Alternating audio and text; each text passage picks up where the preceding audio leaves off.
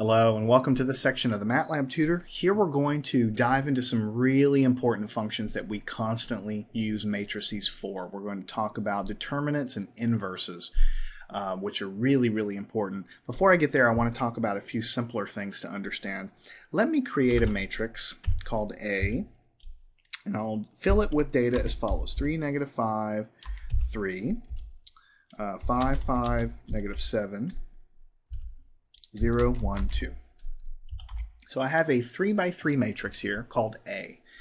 Now, for those of you taking matrix algebra or have used matrices for a while, you have probably heard of something called the trace of a matrix. So if you pass a matrix to the MATLAB function called trace, what you get is 10. And what that is the sum of the diagonal elements. 3 plus 5 is 8, plus 2 is 10.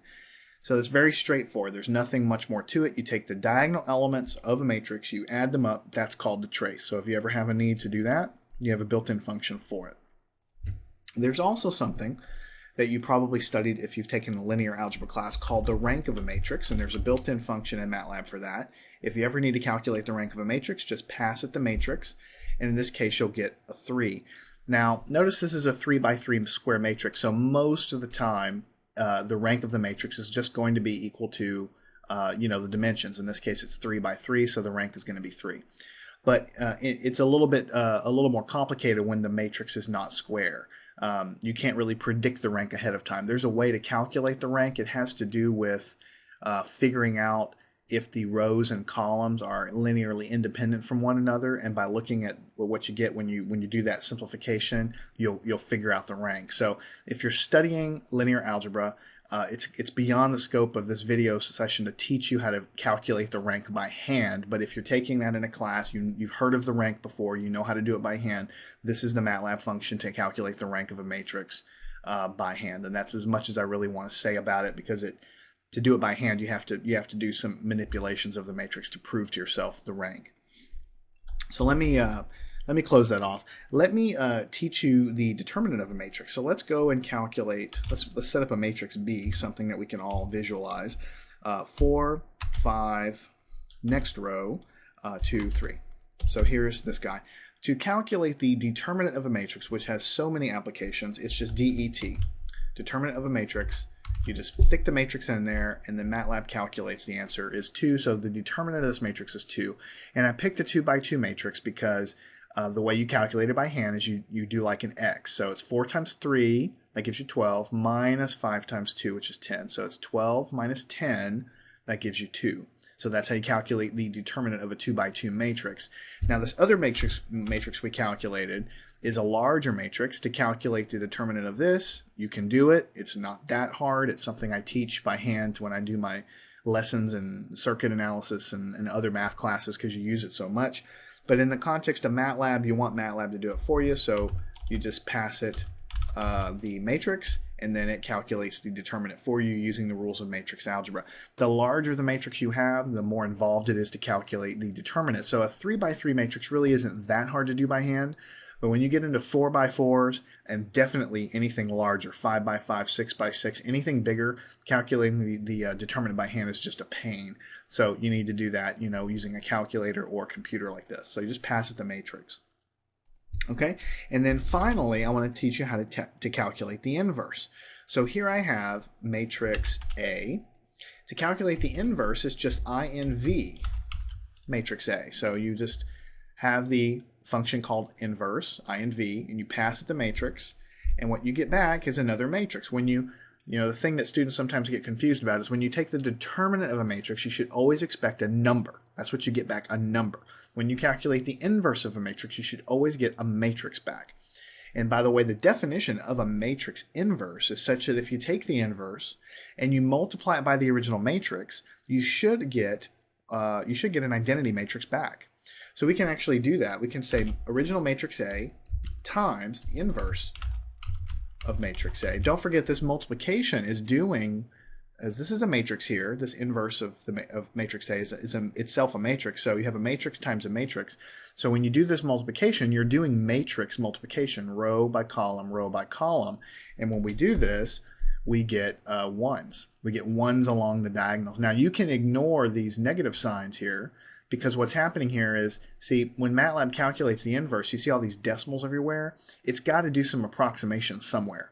It's got to, it's got to truncate things along the way, and so these decimals that were displayed on the screen, they're truncated a little bit. So when you do the multiplication of the matrices, you get a little bit of rounding errors, and so this negative zeros, you just basically treat them all as zeros. So what you really should get back is diagonals with a 1 and zeros everywhere else. That's the definition of a matrix inverse. When you multiply it by the original matrix, you should get ones along the diagonal, and that's what we get here. So that's how you calculate a matrix inverse. Now, let me show you one of the most useful things in all of matrix algebra. I use it in all of my circuit analysis lessons when I'm solving the systems of equations by hand. I use matrices to solve those linear systems. So we already have matrix A. Let me overwrite matrix B, and we're just going to set it equal to something else. So matrix B, we're going to set equal to 7, next row, -8, next row, 3. So what we've really created here is a column vector or a column matrix. It's just got simply 3 rows in one column. So they're all on top of each other like this. So let me just make sure you understand. Here's matrix A, here's matrix B. Matrix A is a square matrix. Matrix B is just a column vector like this, or a column matrix, however you want to call it. So this is how you would write a system of equations, another way of writing a system of equations. If you can imagine matrix B being over here as another, another column, then what you'll have is, it should look familiar because I used the system of equations in a previous lesson. You'll have a system of equations. So A is what we call the coefficient matrix, right? So this represents 3x minus 5y plus 3z. This represents 5x plus 5y minus 7z, and so on for the third row. And then the B matrix represents what's on the other side of the equal sign. And so this is another way of writing a system of equations. So you have A times x is equal to b. So x being the unknown. So typically the way you would write that on paper is you have the coefficient matrix A times the vector x, right, is equal to b. That's how you would write it on your paper. So this is the coefficient matrix times some unknown values I'm trying to solve for, x, y. I'm using the letter x here to represent it, but it's really a vector, so it's x, y, and z. That's what I'm trying to solve for. And that equals what's on the right-hand side of the equal sign, which is the B matrix. This is all coming straight from a linear algebra class or a matrix algebra class, so if this doesn't make sense to you, then it's just because you haven't studied this before.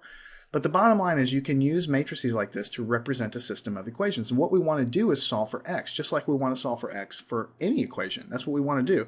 It's just that x is going to represent 3 values, x, y, and z. Capital X is just a shorthand way of saying that. So we want to figure out a way to do that. Now, we already figured out that if we take A and multiply it by its inverse, all we're going to get is 1s along the diagonal, which is the same way as just saying you just get 1 back. So if we multiply this equation, both sides, by the inverse of matrix A, then on the left-hand side, we're just going to get 1s because A times its inverse is just basically 1. On the right-hand side, we'll get some answer. And then what we'll have is, since we have 1 on the left, it'll just be x is equal to whatever. So the way you would really calculate this is you would say the answer, which I'm going to call x, is equal to the inverse of matrix A times matrix B. So this is linear algebra straight out of the book. You have the inverse of the coefficient matrix times the B matrix, which is what's on the other side of the equal sign. You do this multiplication and you get some values for x.